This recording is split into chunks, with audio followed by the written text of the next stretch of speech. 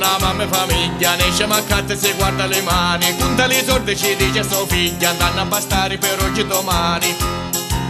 Arriva alla chiazza ma tutto è più caro, vola mo parre c'è manco respiro, dice soltanto ma come riparo, prima ma accatto le soldi finiro.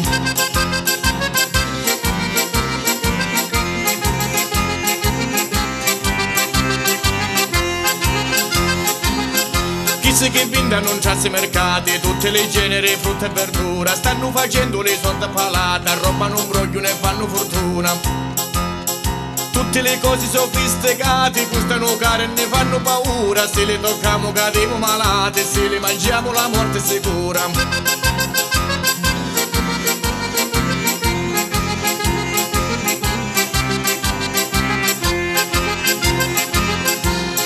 I commercianti si possono arricchire, basta mo fanno calare velanza, giorno per giorno ne fanno morire, con fegato, stomaco e male di panza. Piccole rande, figliole innocenti, tutte hanno a botta sentisa romani, belli dolori, sospiri e lamenti, ieri a finire entro all'ospedale.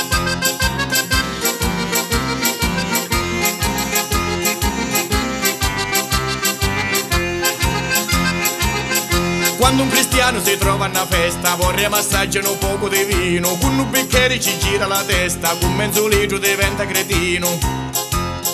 Non c'è una cosa al mondo perfetta, non c'è una cosa che vale un carrino, non da botica di donna Concetta, non da cantina compare Peppino.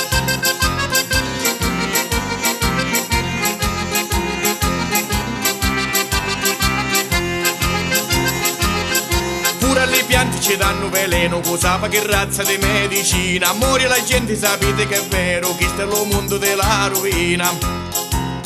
Una vecchiarella con quattro zetegli non resistire per dire la vita, tutto per colpa di certi assassini che non la posero fare finita.